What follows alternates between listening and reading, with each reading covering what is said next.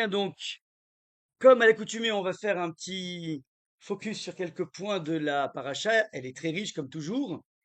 Et ce qui va être important pour nous, c'est de se focaliser sur ce qu'on peut appeler une des crises d'adolescence du peuple juif. Vous savez qu'en fait, il y a eu une phase de création du peuple juif. Il est né à l'intérieur du ventre de l'Égypte. Puis ensuite, il a petit à petit pu naître, il y a une enfance du peuple juif, et puis on va assister même maintenant à tout ce qu'on appelle la crise d'ado. C'est tout le livre de Bamidbar, en tout cas une grande partie, où il y aura sans arrêt des contestations. Contestations au niveau des conditions de vie, au niveau du programme culinaire, au niveau du leadership politique, ouais, qu'on peut plus de ce Moshe qui a l'air de tout simplement faire ce qu'on appelle de la protexia, du piston. Bref, on aura pas mal de plaintes jusqu'à au sommet des plaintes. Ça va être la flip du peuple juif de pénétrer la terre d'Israël compte tenu du constat Mediapart, non j'ai rien dit, du constat des Meraglim, donc des espions, qui sont venus mettre une angoisse terrible au clan d'Israël en leur disant c'est mort, comme disaient les ados, c'est foutu, on va tous mourir, on va payer très cher cette flip, cette peur, cette angoisse, parce qu'en fait c'était pas justifié. Bon, donc on a compris que ce livre est très intéressant dans la mesure où on va dresser plusieurs scènes de crise d'adolescence, et ces scènes en question bah, c'est intéressant parce que finalement, on est sorti de cette adolescence. Donc il y a quelque chose à apprendre. Ouais. Donc ça, c'est, si vous voulez, le contexte. Alors dans ce contexte, on va voir dans cette paracha la plainte des enfants d'Israël par rapport au régime culinaire.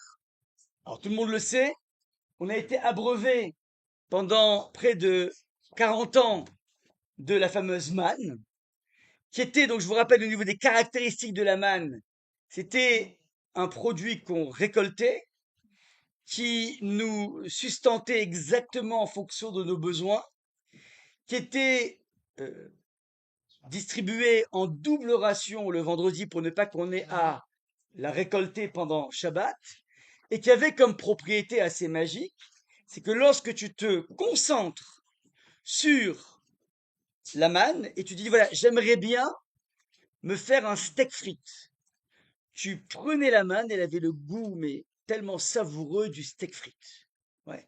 Et puis tu pouvais aussi te dire, bah, j'aimerais bien un dessert, j'aimerais bien avoir des profiteroles au chocolat, ouais, ou bien cette dorade dans sa sauce baltique, je sais pas, ouais, donc il y a plein de choses qu'on peut inventer. Eh bien, ça avait exactement le goût de ce que je veux. Et en fait, c'est important, donc elle avait une forme qui ressemblait à du cristal, mais qui prenait comme une sorte de caméléon tout, pas les couleurs, mais en tout cas toutes les odeurs, tous les parfums possibles pour nous sustenter. Maintenant, à tel point que un des élèves du Khida, Rabbi Chaim Yosef David Azoulay, lui a posé la question, est-ce que je pouvais aussi avoir le goût d'une substance interdite comme le porc? Et le Khida a répondu, bah, évidemment que tu pouvais avoir le goût du porc parce que la Torah interdit l'objet, non pas le goût de l'objet. Donc si vous voulez par des systèmes artificiels créer des colorants porc, colorants viandotte, je sais pas quoi, tant que c'est du colorant. Alors la crevette, je crois pas qu'elle a le goût. C'est juste la forme, ouais, donc c'est du fake. Mais je dis qu'en fait, si on arrive à attraper, d'ailleurs, la femme de Rav Nachman, il se cherche Rav Nachman Yalta, elle s'appelait Yalta, elle avait comme ça compris le principe que la Torah n'interdit jamais le goût des choses, de pas nous priver des goûts, interdit la chose tout simplement. Donc elle a demandé à son mari, mais alors si moi j'ai envie de découvrir le goût d'un steak au beurre. Pas avec la margarine arci ou je sais pas quoi. Ouais, non, le vrai beurre, ouais. J'ai envie de goûter la cuisson du lait et de la viande. Ça donne quoi? Ouais. Alors, il a dit, mais aucun souci, c'est sûr qu'Akash Baruch a donné un moyen d'accéder à ça. Donc, par exemple, le porc, il fallait voir la cervelle du shibuta. C'est un poisson, je sais pas c'est lequel, mais en tout cas, apparemment, goûter sa cervelle, eh bien, en fait, ça donne le goût du porc. On demande à un goy, évidemment. On va dire, goûte ça, goûte ça. Ah, c'est pareil. Et pareil, le goût du lait et de la viande, on peut l'avoir dans le pis de la vache. Ça se cachérise. Ouais, bon, il n'y en a pas beaucoup dans les commerces, mais il y a dans le Shulchan Aroukh une possibilité de cachériser le pis de la vache. Et comme il a fait transiter tellement de lait, et finalement c'est de la viande, donc c'est du lait et de la viande. Ouais, donc voilà un petit peu. Donc la Torah, quoi? Réponse. Réponse, la Torah n'aime pas les ascètes. L'ascétisme n'est pas thoraïque. Pour certains individus type Baba Saleh, oui, ils peuvent personnellement mettre ça en place et c'est magnifique. Mais c'est pas le commun des mortels rentrer dans une déconnexion de la matière. Et donc, pareil, l'histoire du goût du porc, c'est dire qu'en fait, la Torah n'a jamais voulu nous priver d'un panel de délices. Certains pourront dire c'est des délices. Moi, j'ai connu des personnes qui ont fait chouva depuis, mais qui disent, ouais, les langoustes, les homards, j'en sais rien, la ouais, mais en tout cas, ouais, ça veut dire, il y a plein d'ailleurs de gens de Vallée de Chouva qui disent, mais c'est saoulant, quoi. Ça veut dire, à l'époque, on a beau parler du vin cachère, mais le vin cachère, je vous dis, c'est la piquette à côté de ce que j'ai connu, ouais. Je suis désolé pour eux. Bah, au cachère, maintenant, il y a des gens qui font des trucs fantastiques, ouais. Mais ça veut dire, jamais la Torah n'a besoin de bloquer une personne, oui. Ça a été plein de goûts, tous les goûts que vous voulez. Et justement, pour répondre à ceux qui disaient que bah, ça ne devait avoir aucun goût, ce truc-là. Et c'est une raison pour leur contestation. Ils Alors, contestaient parce on qu'on. va voir. Non, mais le problème, c'est que la manne a été donnée avant les contestations. C'est ça qui est intéressant. Super, c'était une super introduction pour ce que j'allais dire. Maintenant, on regarde le texte. On va étudier. Je, je sais pas. Ça, c'est un autre problème qui est un problème d'éducation, mais c'est pas le registre de la halakha. Ouais. C'est pas interdit. Ouais. Donc, ouais, bien sûr. Maintenant, c'est juste un problème d'éducation parce qu'en fait, si on dit, bah, on a mangé du jambon hier, vous comprenez que ça fait un petit peu, voilà, complexe, ouais. Bon.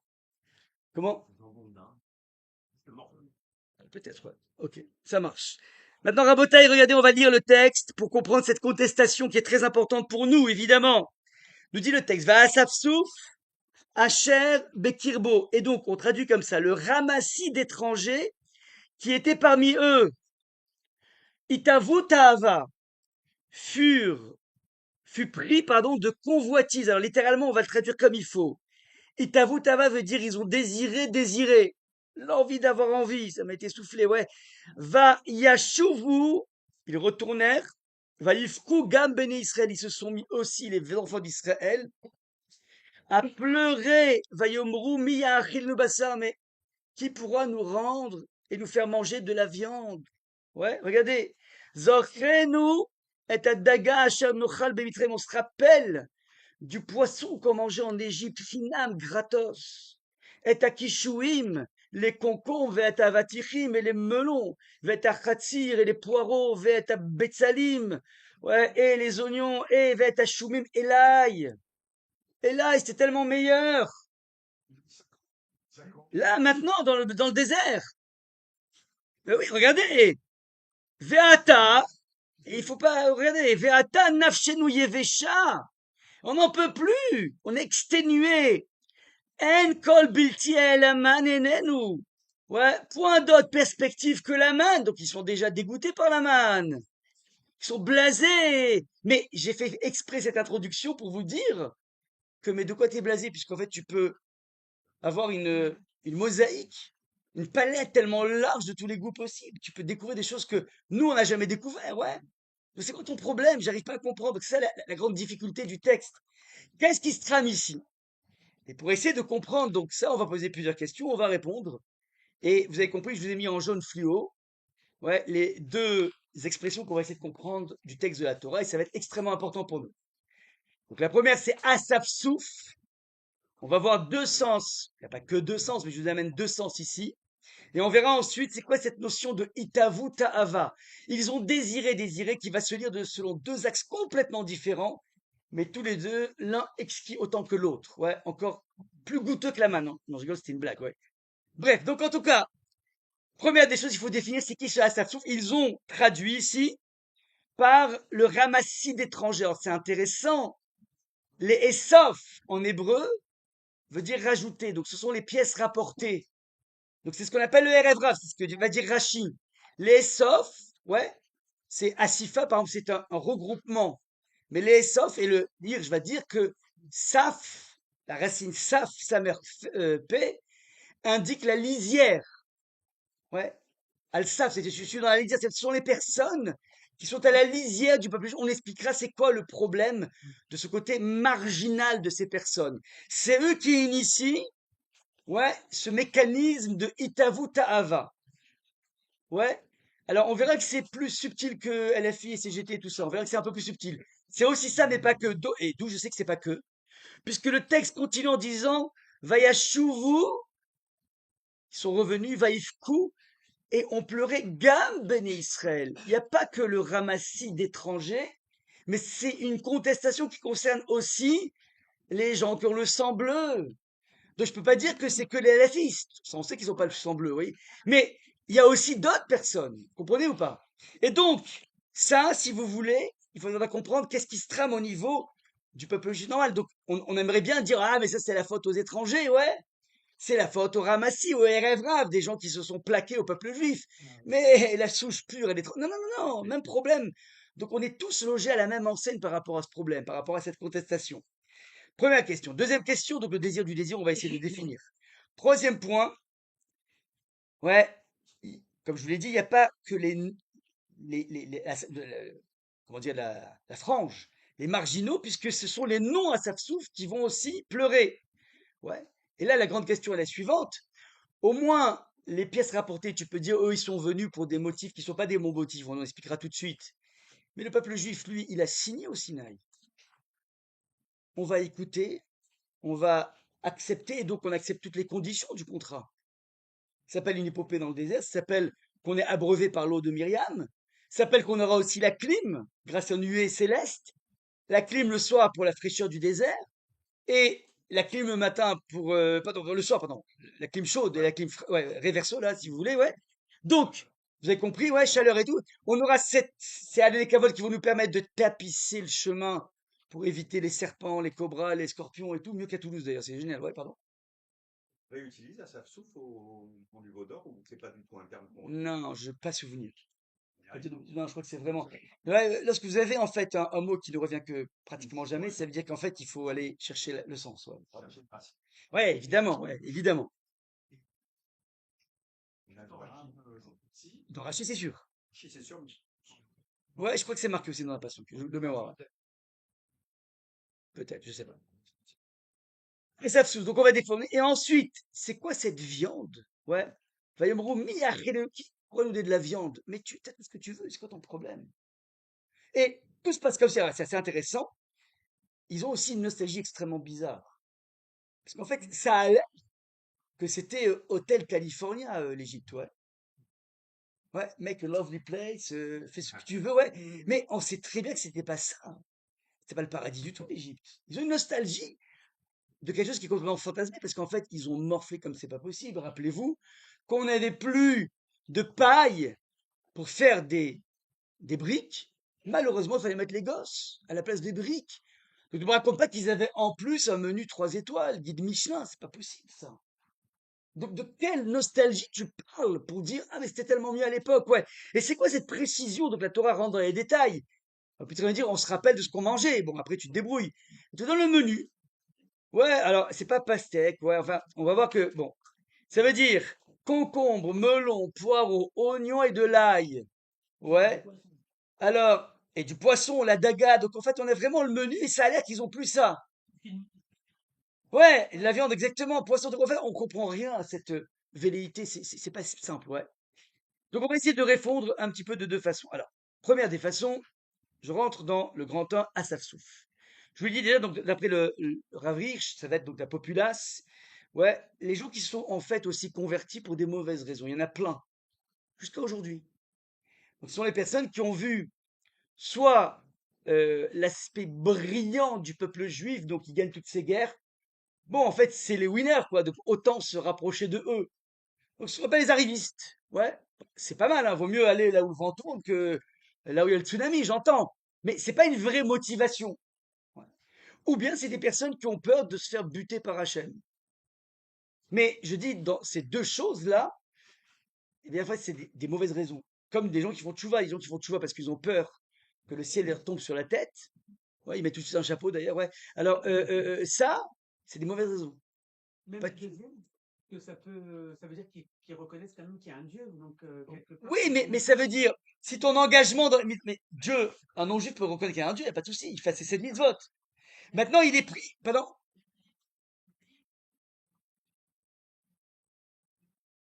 Le ciel ne peut pas me tomber sur la tête. Oui, bon, ça, oui, évidemment. Parce que sinon, on n'y a pas dit, mais il y en a plein qui fonctionnent comme ça.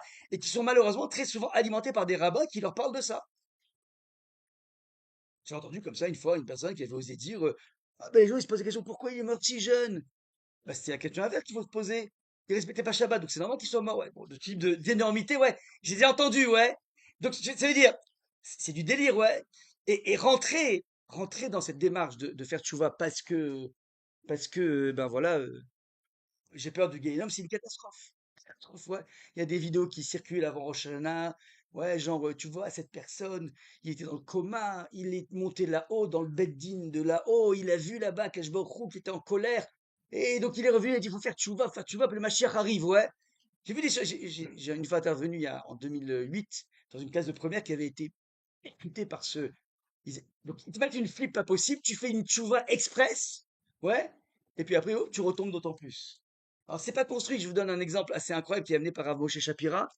Il y avait comme ça un jour, il y avait dans une ville dans laquelle tout le monde, bon, comme au début du XXe siècle en général, beaucoup de shtetl, beaucoup de bourgades, beaucoup de villages étaient très très religieux, ouais. Ils n'avaient pas encore été frappés par toute la Haskalah, par tous les mouvements assimilationnistes. Et donc il y avait comme ça des endroits qui étaient très orthodoxes clairement. Et puis il y avait malheureusement dans ce village un bonhomme qui, lui, finalement, il ouvrait la boutique Shabbat. Il était présent. On avait essayé, écoute, c'est l'archouma, c'est la, enfin, il disait, je sais pas comment on dit, choumo, c'est l'archoumo, ouais. Donc, Driguedo. Et puis, bon, rien à faire, le bonhomme, opiniâtre, ouais, c'est le gros chiffre d'affaires, Shabbat, bon. Puis un jour, le rave de la ville le voit, euh, le voit débarquer un Shabbat. Bon, il se dit à tout prix, bon, il doit avoir un yahrzeit, quoi. Il doit avoir l'anniversaire, la sbire de la mort de son père ou de sa mère, quoi. Bon, Shabbat d'après, il revoit débarquer. Et il se dit, ah bon, apparemment, c'est drôle, hein, son père et sa mère sont morts à une semaine d'intervalle. Non, mais c'est drôle, quoi. Enfin bon, après tout, hein, ça veut dire, il n'y a pas de. C'est pas. Ouais. Bref.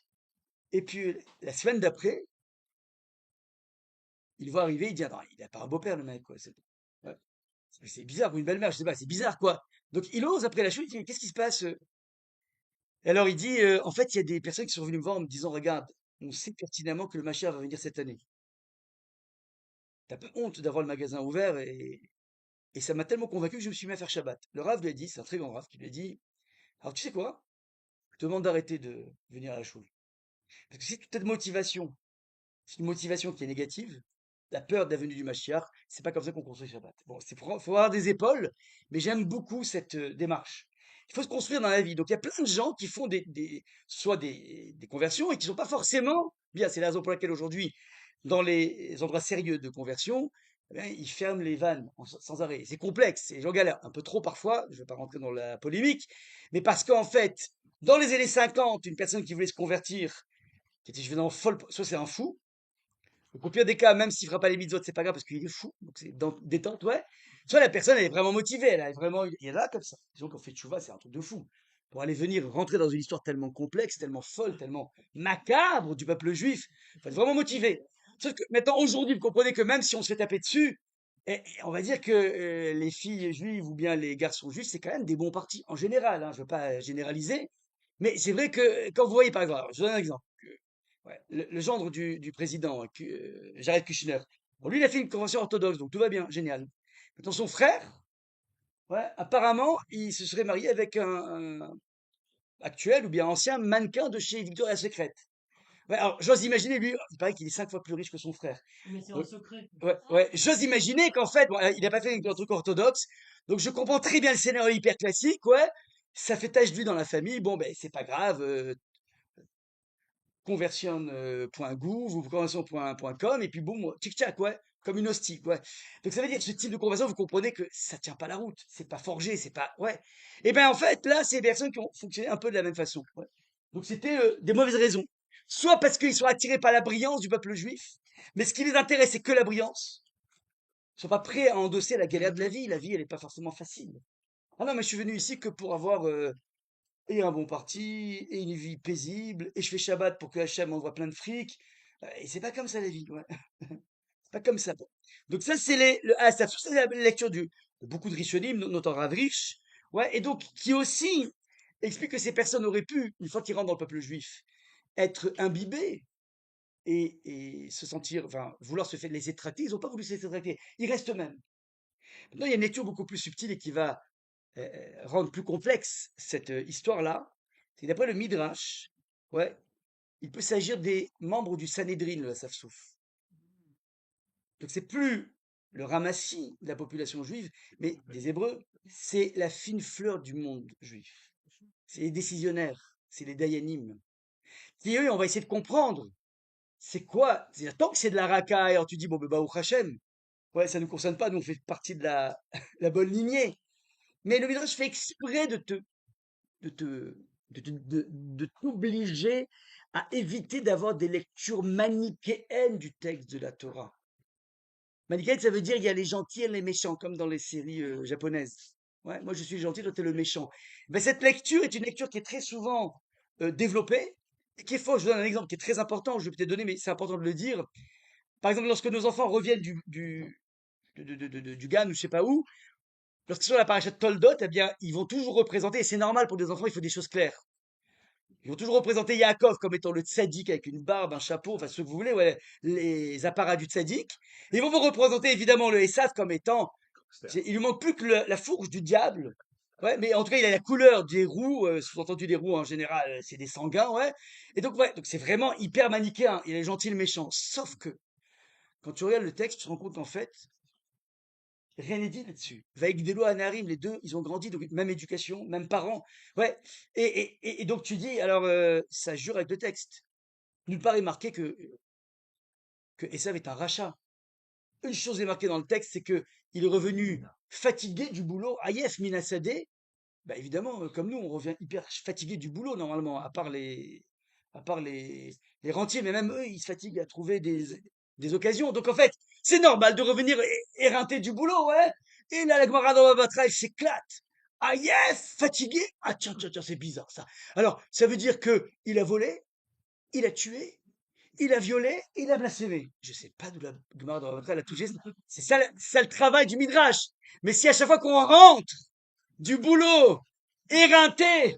On a un œil gmaratique de notre épouse qui nous suspecte. Ouais, alors ça va être compliqué la vie, ouais. D'accord, ouais, j'espère bien. Moi, je vous dis quand je rentre de la maison, mais je suis exténué. Je rentrais à 11h minuit et après les transpires en commun, je vous dis, j'en peux plus, quoi, ouais. Donc, ça, les lectures du Midrash, il faut comprendre comment le Midrash a décelé ça. C'est génial, ouais. C'est génial, c'est fabuleux. C'est la finesse du Midrash. Donc, maintenant, donc il n'y a rien qui est marqué sur lui. Et mieux que ça, le Maguide de Douvno nous dit que la Torah, jusqu'à présent, ne nous a pas parlé de couple, de personnes très tranchées, très nettement différenciables. Vous avez par exemple, eh bien, avant Caïn, excusez-moi, Adam et Chava. Alors, c'est vraiment, ça, c'est le waouh. C'est aucun rapport, quoi. Le masculin, le féminin, mais c'est vraiment aucun rapport. Ouais.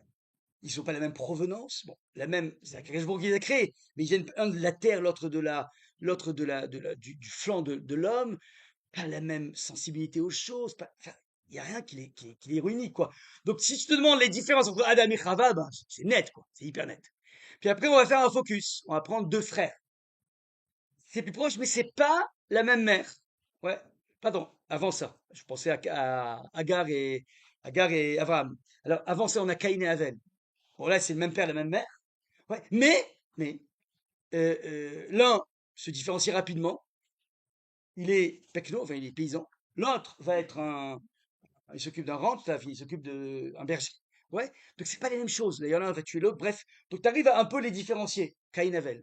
Puis après, tu vas avoir quelque chose de plus qui pourrait être proche. Tu as le couple Yitzhak et Ishmael. Bon, c'est simple de les différencier, ouais. Ils n'ont pas la même mère. Bon, tel feuge et tel rebeu, ouais. C'est simple, ouais. Ouais, très simple, ouais. Il n'y a aucun rapport entre Yitzhak et Ishmael. Bon. Maintenant, on arrive maintenant à Yitzhak qui va donner deux enfants. Le couple Yaakov et Esav. Et là, cette fois-ci, c'est les mêmes personnes, c'est des jumeaux. Donc, en fait, la Torah donc, a envie ici de se focaliser sur des personnes qui se ressemblent énormément. Et le Magui de Douvno donne cette image magnifique, magnifique, qui dit que c'est comme si, au niveau pédagogie de la Torah, c'est comme si je vous présentais une image ici, dans une diapositive, de deux arbres différents. On prend par exemple un platane et un cerisier. Et je vous demande, allez, débitez, vous, ici, là, maintenant, présent, débitez-moi 5 différences entre un platane et un cerisier. Allez-y, lancez. Les fruits, très bien. Pardon, la hauteur, bravo. L'aspect, le tronc, allez, on y va. Les feuilles, aucun rapport, ouais, on jouait avec les... Ok, tout. Tous les différents. Donc, en espace de 10 secondes, j'ai tout ce que je veux. Ok. Maintenant, on fait un exercice. Je vous présente devant vous 2 cerisiers avec exactement, l'un à côté de l'autre, avec exactement la même forme, le même état d'avancement, le même nombre de bigarreaux, ouais, les mêmes choses. Et je vous dis, les amis, balancez-moi 5 différences. Allez-y, à vous de jouer. Non, non, non, non, il n'y a pas d'oiseau. En fait, c'est très simple. Moi, si j'avais eu un truc, je vous ai mis un écran, j'aurais mis un copier-coller. Donc, tu vas jouer à cache-cache avec ça, ouais. C'est pas une reproduction d'un faux Picasso. Non, non, c'est vraiment, va t'amuser à trouver ouais, un copier-coller, normalement, c'est glatte, ouais. Donc, Ils sont juste pas. oh, bravo! Elle a dit le goût. Peut-être que c'est les mêmes extérieurement, mais intérieurement, je veux encore 4 autres. Mais ils sont pas à la même place. Le parfum? Le parfum, c'est un peu comme le goût, c'est de la triche. Non, non, les amis, je continue pas le jour si vous trouvez pas 4. Ça, oh, 4. L'impression, ben, ok, à droite, à gauche, ça va, ok, c'est bon. Elle a dit 2 choses, ça compte pour 2. Il a dit les racines. Exactement. Et il a dit, vu le propriétaire, il est malin. Parce que le propriétaire, c'est pas forcément le même. Ouais. Alors maintenant, vous avez compris. Bon, on arrête là ouais. C'est pas grave, 4, non, 4. Mais c'est pas grave, vous avez compris. Maintenant, regardez. Vous avez compris que plus j'accentue la ressemblance extérieure, plus si je te dis il y a une différence, faudra que tu pénètres de façon très profonde. Faut avoir un regard plus puissant, ouais. Vous comprenez ou pas? Donc là, t'auras envie de t'éduquer. Au début, elle te met des gens vraiment, carrément. Mais après, tu dis, tu sais quoi? Je te donne 2 frères jumeaux. Et les 2 parents, c'est des tzadikim comme il n'y en a pas 2. C'est des patriarches et des matriarches. Et je te dis rien dans le texte. Mais au bout du compte, tu sens qu'il y en a un qui c'est un rachat, l'autre c'est un tzadik. Mais comment vous voulez que je vous fasse? Donc ce qu'il faut bien représenter, on va pas le dire aux enfants parce qu'ils vont complètement, ils vont se dire j'ai des problèmes de vue, je dois loucher peut-être, ouais. Mais il faut mettre 2 personnes avec une barbe, un chapeau, 2 frères Sozin. Barbe, chapeau, tzadik, pardon? Alors, ils ont grandi, ils ont été la même éducation. Il y a un ravir terrible là-dessus qui dit qu'en fait, c'était l'erreur de Rivka. Ça, je connais pas les détails là. Je vais pas, mettez pas dans un domaine que je connais pas. Ouais. Ouais, il y en a un qui est rouquin, qui est poilu. Ouais, ouais, ouais. Ok, alors tu prends 2 jumeaux, il y en a un qui Non, je dis pas ça, Khalak, mais ce que je veux dire, c'est que vous avez 2 têtes les mêmes. Il y en a un qui a plus de pilosité le moins. C'est pas ça qui fait les autres. Maintenant, tout le monde me rétorque en général, attends, je comprends pas. Alors, vous ne connaissez pas le Rachid du début de Toldot, Veitchotzetsu Abanim, que elle est enfin tombée enceinte, elle a galéré comme une folle, et puis elle commence à sentir Veitchotzetsu Abanim. Donc, elle savait pas qu'il y avait 2 enfants. Et il faisait la course, hein, Veitchotzetsu la Shonratz, Abanim Bekirba en son sein. Ah, va-t-elle aller droit chez Hachem? Elle est allée demander Hachem, ça veut dire Hachem de l'époque. Ouais, le prophète. Mais j'ai envie de vous dire, tu galères pour tomber enceinte. Et d'un coup, tu te sens une activité utérine. Mais dis merci bon Dieu, qu'est-ce que tu as demandé à un marabout? C'est n'importe quoi. C'est si ça bouge pas que tu devrais. Alors le midrash, et comme ça il dit Rachid, je suis obligé de vous dégainer le midrash là, parce que il dit, cette implication n'a aucun sens. Ouais, et d'ailleurs, elle va dire, va t'omer, la malichaim, à quoi bon vivre? Va t'élire l'hydroche à Hachem, et elle demandé à Hachem. Donc elle dit carrément, mais à quoi bon vivre quoi? Mais qu'est-ce que j'ai fait au bon Dieu pour mériter ça? Mais Baruch Hachem. Je me rappelle quand les grossesses, ouais, un coup de pied à 4 heures du matin, tac, tac. Mais t'es rassuré. T'es rassuré, donc c'est extraordinaire. Alors là, Rachid, bon, encore, t'es obligé de dégainer le midrash. Il faut lire le texte de façon plus subtile. Il dit comme ça que, c'est là le fameux midrash, que quand elle passait dans la rue devant un beth midrash, une yeshiva, un séminaire, Yaakov, il poussait pour sortir. Mais quand elle passait devant un lieu de perdition, une église, un temple idolâtre, une boîte de nuit, j'en sais rien, ouais. Eh bien là, c'était Esav qui poussait. Et donc on comprend maintenant que j'ai quoi? J'ai une sorte de schizophrène. Elle sait pas qu'il y a 2 enfants. Il va lui lancer. Donc elle dit, j'ai un enfant qui a une sorte de un double tropisme. Elle sait pas. Elle va s'en voir après. Il va lui dire, Shnegoïm Bebitner, t'as 2 nations. Mais donc elle se connaît pas le jumeau. Donc elle dit, mais j'ai un enfant qui est schizo. Il a un tropisme vers tout ce qui est. Ouais. Alors là maintenant les gens, eh ben, tu vois bien que Esav, c'est dans la, c'est-à-dire dans la procréation, c'est un rachat. Mais c'est viscéral chez lui. Et beaucoup de discours rabbiniques sont comme ça. J'avais donc ramené à une autre lecture qui est apparemment amenée par le rabbi, mais pas que, qui dit qu'en fait c'est impossible de dire une telle chose. Ce manichéisme n'est impossible dans la Torah. C'est pas comme ça qu'il faut lire Rashi. Ouais, c'est sûr que c'est pas comme ça. C'est quoi? Pourquoi? Parce qu'on a une Mara qui parle, vous savez, donc on a beaucoup morflé par les Romains, mais il y a eu quelques rares exceptions historiques où ça se passait bien avec eux. Notamment à l'époque de Antonin le Pieux, Antoninus Atzadik.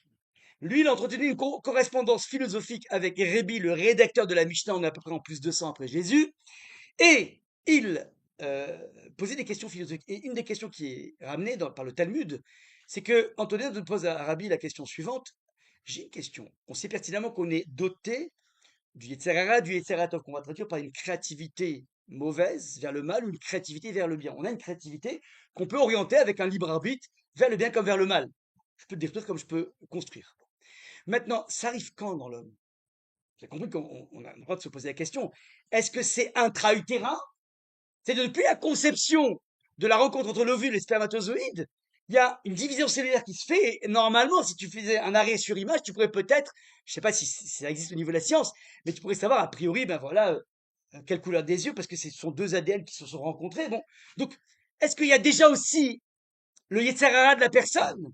Ouais, qui fait qu'en fait, bah, si tu le vois coléreux, bah, c'était depuis la procréation. Et si tu le vois insupportable, et tu vois, ou tu le vois mou comme du nougat, ouais, bah, c'était maintenant.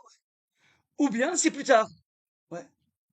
Et là, donc, intuitivement, Rabbi il dit, ben, je pense que c'est depuis la procréation. Intra-utérin. Et là, Antonin dit, non, c'est pas possible, c'est n'importe quoi. Ça peut pas être ça. Il dit, parce que sinon, il passerait son temps, le Yetzer Hara, à orchestrer une fausse couche. Il taperait tellement fort qu'en fait, il n'y aurait qu'une femme qui pourrait mener à bien le projet d'avoir un enfant. Alors, on explique pourquoi. Parce qu'en fait, je vous explique. Le Yetzer Hara, c'est une force de destruction. Il n'y a pas un milieu plus en croissance exponentielle que l'intra-utérin. Parce qu'on part, je crois, un spermatozoïde, je pense que c'est 10 puissance moins 6 en termes de grandeur. L'ovule, c'est quelques millimètres. Bon, je parle sous le contrôle de plusieurs médecins qui me regardent un petit peu de travers, mais c'est pas grave. Vous imaginez, ouais. Donc on est dans l'infiniment petit, ouais. Et regardez les proportions au bout de 9 mois, on a des bébés qui font à peu près 3 kilos, ouais, et qui font 50 centimètres, ouais. Mais passer de 10 puissance moins 6 à 3 kilos, vous imaginez la croissance complètement incroyable, quoi. C'est incroyable, oui. Donc en fait, dans un monde de croissance tellement incroyable, le Yetzer Hara, il bloque tout. Il peut pas laisser faire. Le Yetzer Hara, il n'attaque une personne que s'il commence à bouger. Tant que tu es en mode traditionnaliste qui ne bouge pas, fossilisé sur toi-même, tu seras jamais inquiété parce que les gens qui bougent pas, ils s'en fichent. Mais une personne qui dit, ah, maintenant j'ai envie d'étudier la Torah, boum, il va lui mettre des bâtons dans les roues. Ouais. C'est comme ça, ouais. Donc en fait, elle aurait une fausse couche immédiate.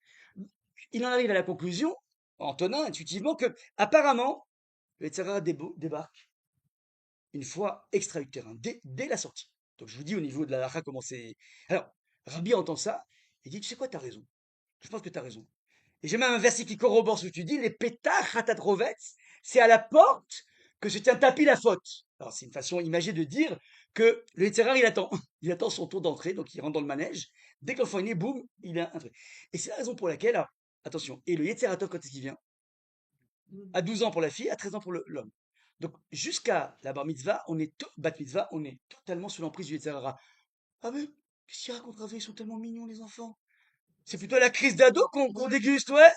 Alors je vous explique Rabotaille, Rabotaille. Chovat Elevavot, il dit un truc incroyable. Tu dis, dans Shar Abechina, ouais, peut-être, alors, je pas attention, ouais. En fait, les enfants, ouais, pourquoi Hachem les a fait mignons?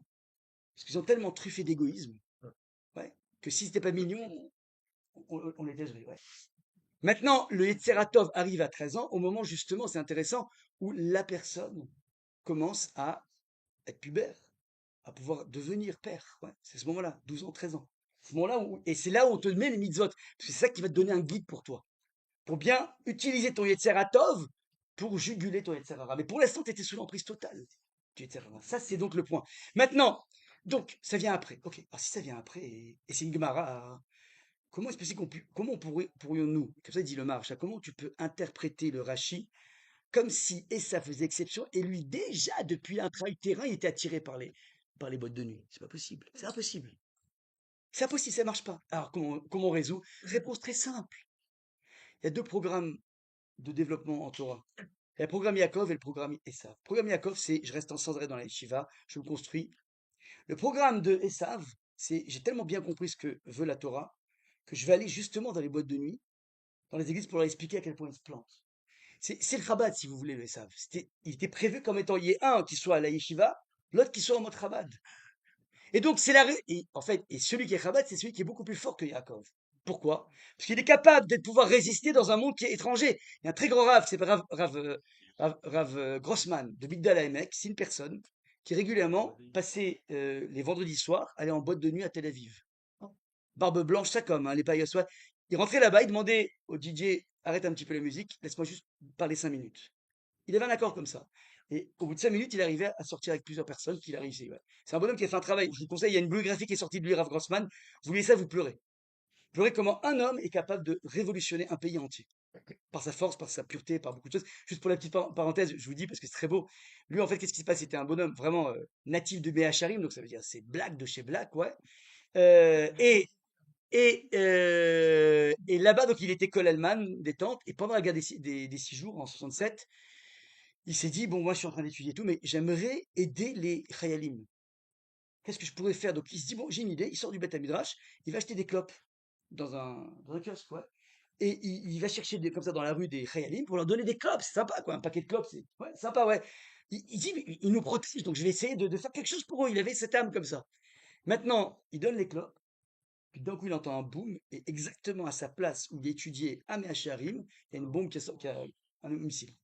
Il voit ça, il dit, bah, c'est pas possible, c'est un signe, quoi. C'est pas possible. Je sors du Beth Midrash et je suis protégé en sortant du Beth Midrash. Donc, il va au cotel, il prie comme un fou, parce il va au cotel. Après, il va demander à son rave. Il dit, voilà, est-ce que je dois voir ça comme un signe? Il dit, oui, tu dois voir ça comme un signe, dans le sens où, bah, un juif, il doit faire quelque chose pour le peuple juif. Il dit, qu'est-ce que je fais? Bah, tu déménages demain à Migdal HaEmek. Migdal HaEmek, si vous voulez, ça veut dire Bobigny à côté, c'est Neuilly, quoi. C'était le ramassis de tous les juifs qui pouvaient pas aller, je sais pas où, pas que les juifs d'ailleurs, il y avait plein de Russes. Enfin, c'était vraiment, ouais, les gangsters, Bémet, les gangsters, c'est la cité des gangsters, quoi. C'est Al Capone City, si vous voulez. Il était là-bas, il a révolutionné la vie. C'est un truc de fou. Je vous racontais des histoires de lui, mais c'est juste affolant ce qu'il a fait, ouais. Donc voilà, tout ça, c'est parti du fait qu'il a voulu donner au peuple juif. Le fait qu'on toute sa vie, il est passé son temps dans les bases militaires pour parler avec les Khaïlim, c'est incroyable. Bon, c'est un bonhomme, il est venu une fois en France, barbe blanche comme ça, c'est un des grands tzadikim de la génération, un grand Kham aussi, bon voilà. Maintenant, tout ça pour vous dire la chose suivante, regardez. Que on peut pas donc lire de façon manichéenne le texte de la Torah Chazé Shalom. Il est en finesse, il est subtil, il est d'un raffinement incroyable. On n'est pas dans un monde où il est méchant, c'est pas comme ça, c'est trop subtil. Et mieux que ça, ouais, si on travaille sur Esav, je vous expliquerai en fait qu'on ressemble beaucoup plus à Esav que Yaakov. Esav, c'est nous, et Yaakov, c'est la symptôme vers laquelle il faudra tendre tôt ou tard. Mais on est, et vous dire mieux que ça, Pharaon, c'est aussi nous. Et Moshe, il faut tendre vers Moshe. C'est comme ça que ça fonctionne. Et tant que tu n'as pas compris ça, tu vas lire le texte comme quelqu'un qui fait de l'autosatisfecit. Parce que tu lis, tu vois tous les réchaïm, mais tu dis, mais c'est pas moi, donc c'est bon. Ouais. Mais non, t'as pas compris, on te dépeint toi-même, là, ici. Comprends ce qui se passe, c'est beaucoup plus subtil. Pharaon, le Kotzker Rebbe, il dit, pour moi, c'est mon personnage préféré de la Bible. Pourquoi il dit? Parce que c'est un bonhomme, c'est extraordinaire. On lui envoie des dizaines de miracles. Hachem lui envoie des miracles, et il dit, mais je cède pas. Depuis quand on doit céder à un miracle? Depuis quand on doit, avec des trucs complètement magiques? Ça va pas, quoi, c'est pas ça la vie. Donc il se renforce là-dessus. Il dit, mais ça, c'est un homme. Il se laisse pas impressionner par des miracles, mais c'est génial comme idée, ouais. Bon. Donc voilà, maintenant, ça c'est Asaf Souf. Et Asaf Souf, vous avez compris, c'est aussi la tête du Sanhedrin. Donc qu'est-ce qui se passe ici? Alors, deuxième chose, Itavu Ta'ava. C'est quoi Itavu Ta'ava? Alors, ils ont voulu désirer. La lecture classique que je vous donne là maintenant, vous savez, c'est le mécanisme du désir lorsque je suis sous un mode fantasme. Je désire des choses fantasmées. Alors, j'ai des fois amené je pense plusieurs fois amené ce yesod extraordinaire du Michelet qui dit la chose suivante que, Michelet dit la chose suivante, qu'une personne qui réitère sa faute, donc imaginez une même faute, ouais. Donc ça veut dire, le mec qui rentre au McDo, il prend un Big Burger. Ouais. Et le lendemain, il rentre au McDo, il prend le même Big Burger. Ouais. Et il sait que c'est interdit. Alors cette personne, dit le texte, ressemble, ou bien une personne qui va rêver de façon très dure ses enfants, c'est vraiment même, hein, c'est le même problème, ouais. Mais la même chose, le même mode. Ben, cette personne ressemble, dit le texte, dans Michelet, à Kekelev à Choser Bekiu. C'est comme un chien qui mange son canigou, son Royal Canin. Bon, après, c'est le sponsor, on verra. Peu importe, ouais.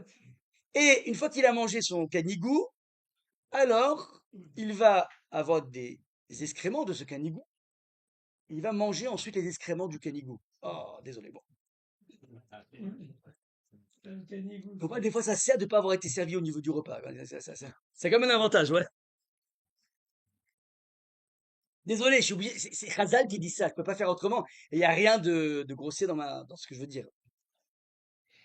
Maintenant, le maître, un de mes maîtres à l'Yeshiva, a posé une question absolument magnifique. Il a dit, en fait, c'est magnifique les allégories. On aime beaucoup les allégories. Donc, le mec prend le burger. On s'est dit, reprend le burger. Bah, c'est comme ce chien qui mange le canigou et qui va ensuite récupérer les excréments et les manger. Ses excréments, les propres excréments. Il dit, mais il y a un problème dans. Ça coïncide pas, quoi. Pourquoi? Oh, il faut le voir deux fois le même. Donc, parce que le burger, c'est déjà de l'excrément, si vous voulez, au niveau spirituel. Donc, c'est deux excréments. Et là, il y a quand même du canigou. Canigou, apparemment, c'est peut-être la Royal Canin, j'en sais rien. Il faut demander au vétérinaire. C'est quoi la Rolls-Royce des repas? Et après, l'excrément. Donc, en fait, il y a un dénivelé chez le chien qui n'existe pas chez l'homme. Donc, il y a un problème chez Shlomo Ameler. Il manipule mal les images. Et là, le maître répond non. En fait, ce qu'on veut te dire, la chose suivante, c'est qu'il y a aussi un dénivelé chez l'homme. C'est quoi le dénivelé? C'est qu'en fait, on peut imaginer qu'une personne qui soit tentée par une stimulation de quelque chose d'interdit, il sait que c'est interdit, mais il peut arriver à un stade de tel fantasme et de tel envoûtement de l'objet de convoitise que quelque part on pourrait presque appeler ça du canigou, c'est-à-dire, je ne dis pas que c'est permis, je ne dis pas que ce que j'ai pas dit, mais on peut quelque part lui tolérer une chance. Ouais, il a une cigarette, pas plus que ça. Ouais. C'est-à-dire qu'en fait, on lui dit, on peut imaginer que tu t'es laissé complètement emporter, tu as pété un câble, tu as complètement dérapé et tout. Donc là, maintenant, on lui dit, ok, tu t'es laissé complètement ensevelir sous cette pression de ce que tu escomptais en termes de plaisir. Mais attention, pour l'instant, on appelle ça encore du canigou. Mais si tu réitères, tu retrouves. Alors sache une chose. Alors là, maintenant, on va appeler ça vraiment l'escrime. Alors pourquoi on appelle ça? Parce qu'en fait, l'idée est la suivante. On peut pas, enfin c'est compliqué de considérer qu'une personne ne craque pas. Sheva, parmi Mipol et Tzadik, un Tzadik, il peut, comment dire, tomber à 7 reprises. 7 reprises, il peut tomber. Et il se relève. Mais le truc est le suivant, c'est qu'une fois que tu as été enseveli par ce que tu escomptais dans l'objet interdit, on te demande de faire un break et de te poser la question, ce qu'on appelle en comptabilité le bilan des pertes et profits. C'est-à-dire, j'ai escompté un Gan Eden de la chose, un jardin du délice de la chose. Je veux que tu fasses un calcul, combien tu as eu effectivement. C'est un peu comme la personne qui va craquer un régime. Ouais. Voilà, 3 mois, 15 kilos, je tabarre chez moi, magnifique. Le coup, le, comment dire, le péché mignon devient devant lui un beau rocher comme ça de chez Daniel. Wow. Ça lui rappelle tellement d'émotions.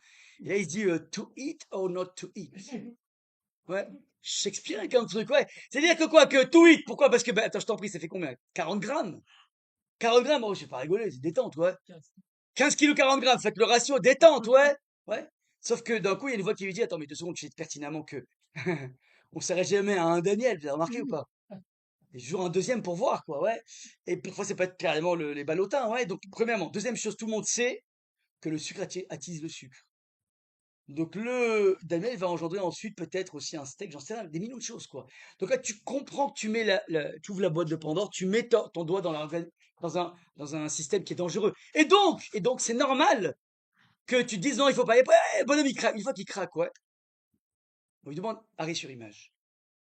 Qu'est-ce que t'as senti? J'ai senti un plaisir. Je vais pas commencer à jouer le pseudo de sadique. C'est depuis que j'ai fait mon régime. Ah, c'est dégueulasse, le Daniel, même pas en rêve. Arrête tes bêtises. Tes goûts, depuis que t'es gamin, tu les as. Donc, ça se voit pas, ça. Il y a une mémoire, ouais.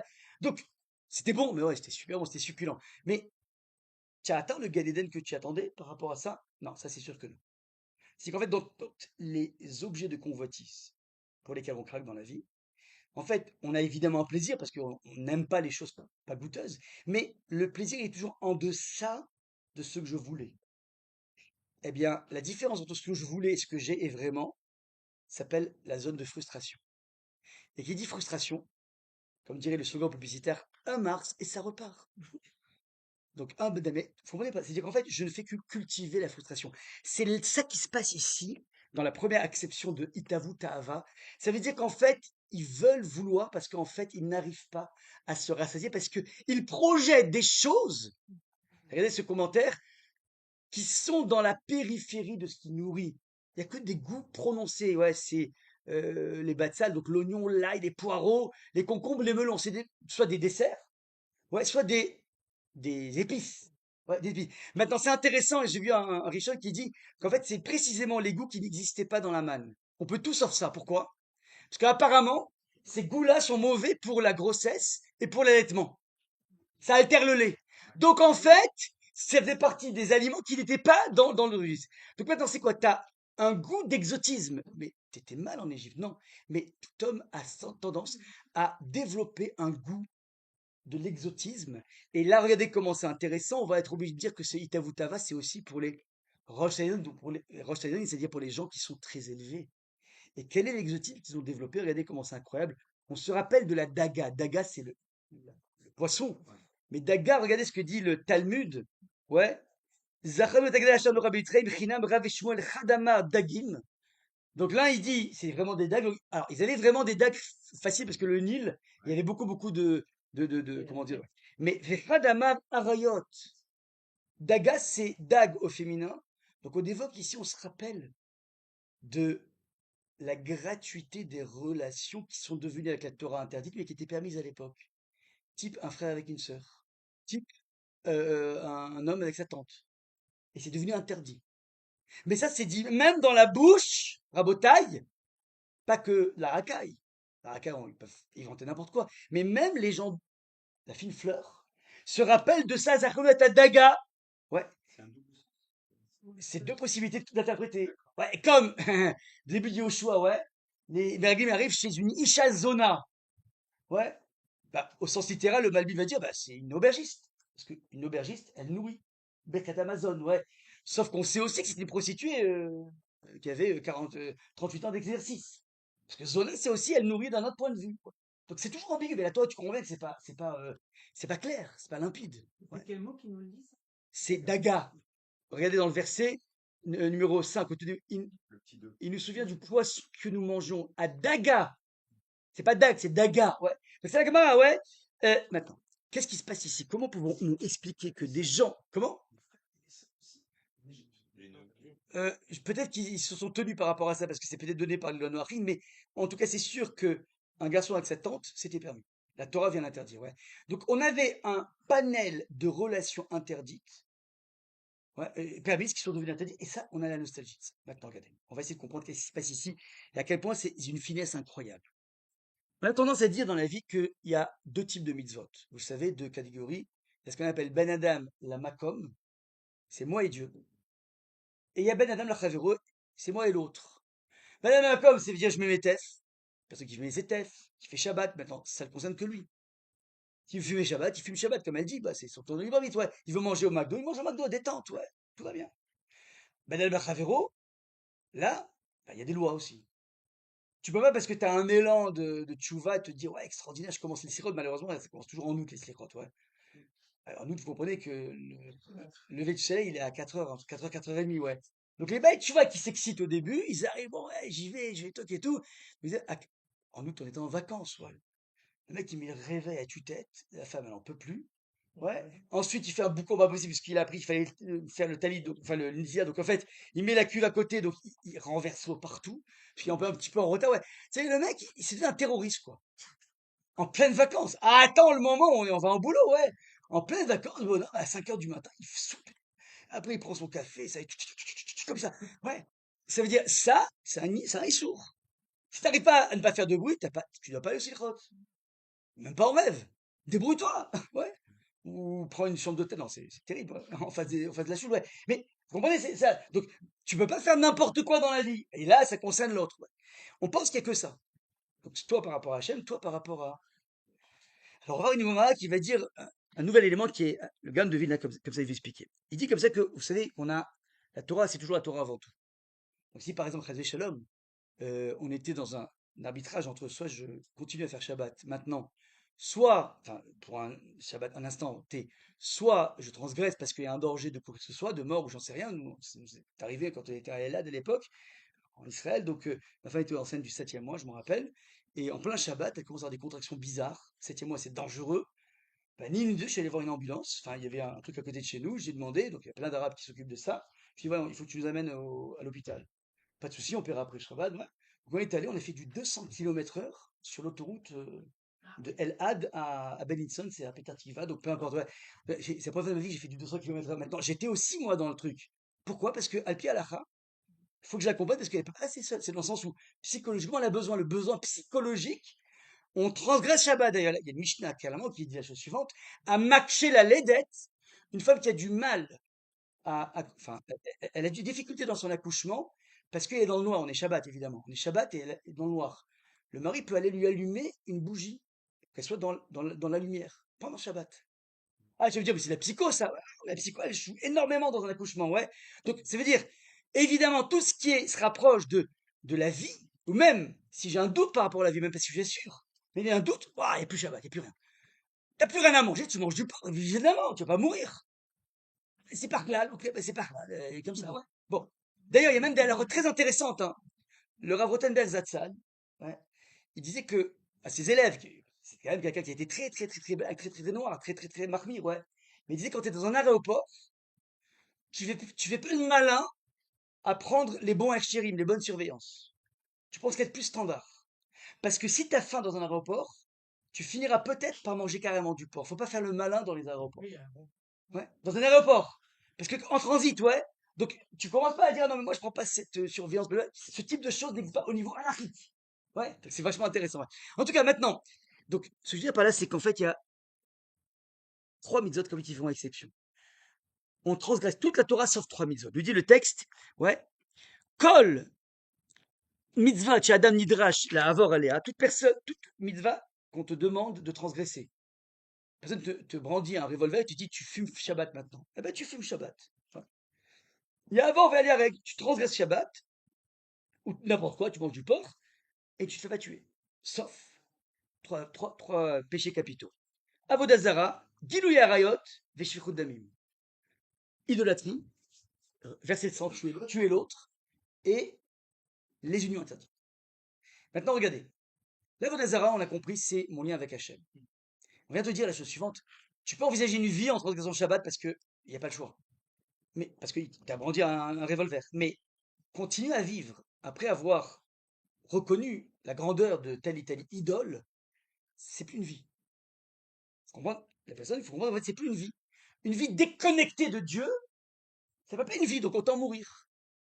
Donc tu te laisses mourir. Ouais, tu te laisses mourir. Enfin, pas tu te laisses mourir, c'est tu acceptes, ben, vas-y, tue-moi. Tue-moi, je fais juste le schéma, tue-moi. Deuxième chose, si un bonhomme te prend, dit un flingue et te dit, regarde, tu vois, Manuel là-bas, soit tu le tues, soit je te tue. Eh bien, en fait, tu vas pas continuer à vivre dans un contexte pareil, c'est impossible. En se disant, ben voilà, écoute, moi, je devais me sauver, quoi. C'était ou moi ou lui, ben c'est moi. Et donc, je lui ai mis une balle dans la tête. À Max, ou je sais pas qui, ouais.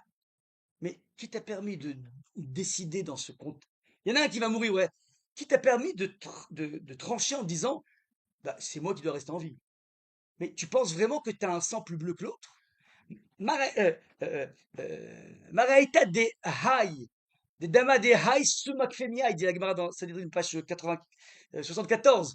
Mais qui te permet d'affirmer que ton sang est plus rouge que le sien? Donc tu peux pas dire ça, donc tu te tais. Donc qu'est-ce que tu fais? Mais je fais rien, je te laisse tuer. C'est tout, ouais. Ça va très loin ça, hein. Très loin, vous savez que. Ça veut dire qu'en fait, ça veut dire qu'en fait, il y a des équations, il y a des paramètres dans la vie qu'on ne maîtrise pas. Par exemple, Tosefta qui dit la chose suivante, que s'il y a un Poutine qui vient et qui, il y a 500 juifs là, 500 juifs, et il arrive, il dit, regardez, soit vous me livrez un des juifs que je vais tuer et je vous laisse tous en vie, soit je vous dégomme tous. Il y a un Poutine vraiment hein, qui respecte ce qu'il dit, ouais.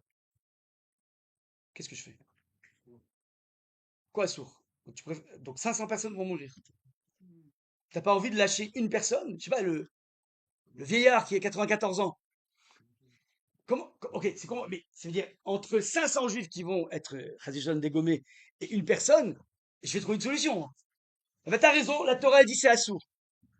Ouais. Par contre, si le Poutine il dit, je veux Yankelevitch, vous me donnez Yankelevitch et je protège, enfin, et je tue pas tout le monde, là tu donnes Yankelevitch. Quelle différence?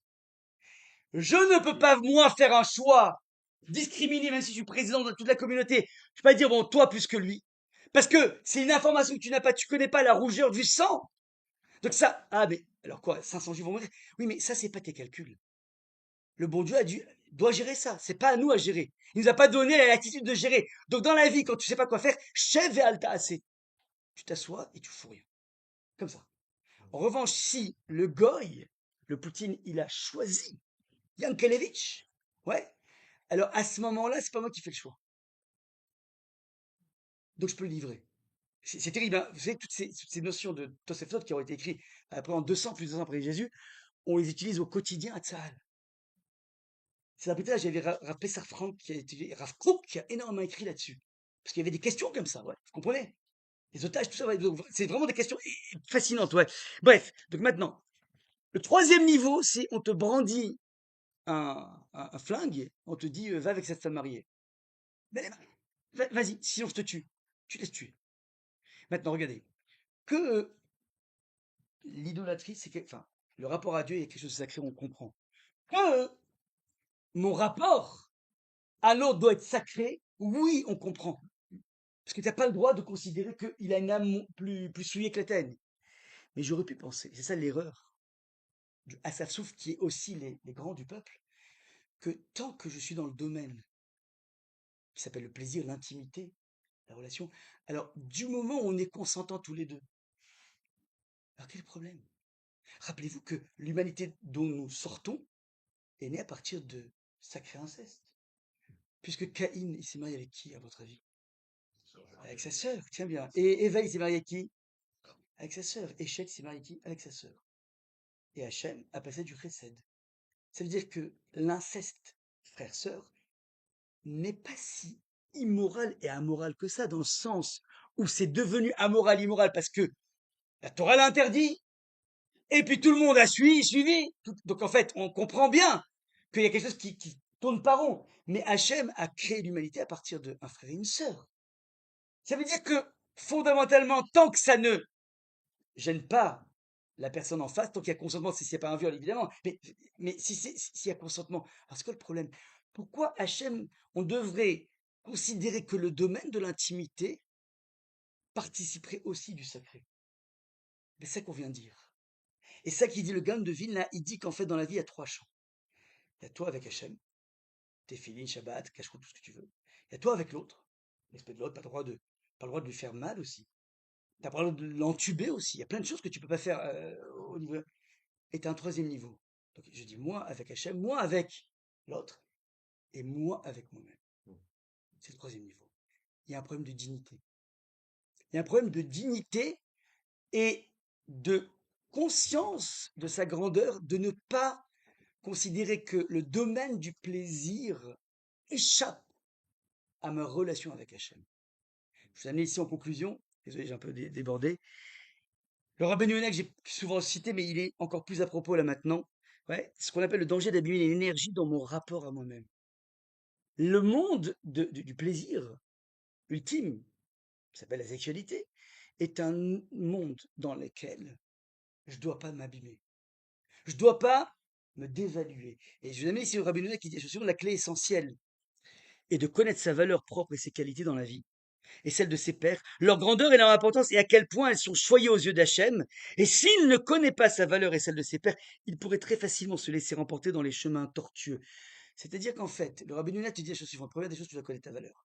Deuxième chose, on a fait dire en cours là-dessus, mais je ne veux pas revenir, mais deuxième chose, tu dois connaître aussi la valeur de tes parents.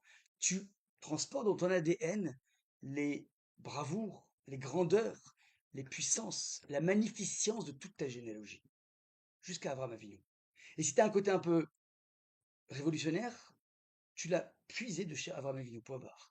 Et donc ça, il faut que tu sois conscient que tu portes noblesse oblige. On est des nobles, par définition. Et chacun peut trouver son père, son grand-père. Regardez, dans le monde Farad, Faites un sondage, il n'y en a pas un qui ne dira pas que son grand-père était un grand rabbin. Un. Casablanca, un truc, en Tunisie, il n'y a pas un. Il n'y a que des illustres, ouais, mais Bémet, c'est pas faux. C'est pas faux, ouais. Maintenant, regardez, le truc, il dit, tu dois connaître tes parents. Maintenant, ce qui te permettra, si tu as cette conscience, ça te permettra d'asseoir ta consistance. Et si j'assois ma consistance, alors du coup, l'appât de l'interdit, de la chose convoitée, il sera moins fort. Ce qui fait déraper une personne, il y a d'un côté le goût de l'interdit, c'est évident. Même Gnuvim Mtaku, plus quelque chose est interdit, plus ça donne du goût. Ça, c'est donc l'aspect tropisme du Yetzirah. Mais tu as aussi la non-conscience de ta grandeur qui fait qu'en fait, tu peux envisager un scénario de toi avec des voyous. Mais quelqu'un qui a une trop grande connaissance, conscience de ce qu'il est, eh bien en fait, il peut pas se voir dans un plan pourri. C'est pas possible. Ça ne me ressemble pas, point barre. J'ai trop une conscience de moi-même. Ça, c'est l'enjeu essentiel. Et ça touche mon rapport à Dieu, mon rapport, évidemment, avec l'autre, et mon rapport avec moi-même. C'est ça, en fait, l'idée de Daga. Daga, ça veut dire qu'ils ont une nostalgie de, alors, soit désirer, mais autre possibilité. En fait, j'ai complètement oublié de vous dire que le deuxième pshat de Itavu Ta'ava, c'est Ktav Kabbalah, et c'est là-dessus qui était basé toute la suite. Je suis désolé, il manquait un maillon. Il dit le Ktav Kabbalah, il dit que c'est quoi Itavu Ta'ava? Ta'ava, c'est le désir, mais en fait, le Ktav Kabbalah, il dit une autre lecture. Il dit que, mince, je prends ici la photo, voilà, mince, hop, voilà. Il est là, il dit, c'est quoi mince, c'est quoi Itavu Ta'ava? Il dit Itavutava Pirusho Igbilu Gvul. Ils ont quelque part mis une frontière, c'est-à-dire Milachon Ad Ta'avat Givot Olam, c'était jusqu'à la limite. La limite Ta'avat, c'est une limite. Givot Olam d'une contrée. Donc là-bas, on dessinait la carte d'Israël à l'époque, enfin dans Bereshit. Maintenant, Ta'ava veut dire une limite, c'est-à-dire Klomar, Ta'anu Sheyecholet Hashem Mugbelet. Ils ont prétendu qu'en fait, ces gens-là, que la, la, l'étendue, ouais, chez Gvulat, chez Yochel, la possibilité, la force, ouais, le pouvoir d'Hachem était limité. C'est-à-dire, il est limité. Je suis Shomer Shabbat, je fais les téfilines, je mange caché, je respecte mon voisin, mais attention, il y a un domaine dans lequel tu pénètres pas. C'est le domaine de l'intime. Ils pensaient que Hachem s'arrêtait à ça. Et donc, ils ont un problème au niveau de tout ce qui est du domaine du plaisir. Là-dessus, tu ne dois pas intervenir, Hachem. Je suis quelqu'un de bien, je fais ce qu'il faut. Maintenant, le domaine du plaisir, tant qu'il y a consentement, tu me laisses tranquille. Et donc, ils ont une nostalgie de cette open space de l'époque qui a été quelque part arrêté. Et on vient leur dire, le problème ici, donc, au niveau de la couche subtile, le problème en fait ici, c'est qu'en fait, Akadosh Baruch Hu, il a fait du domaine de l'intime quelque chose aussi de sacré. Pas moins sacré que son rapport à lui et que son rapport à l'autre. Voilà un petit peu ce que l'on peut attraper ici. Ça, et je me suis inspiré ici d'un chiot de Ravi Shurun, c'est important de le préciser. Voilà.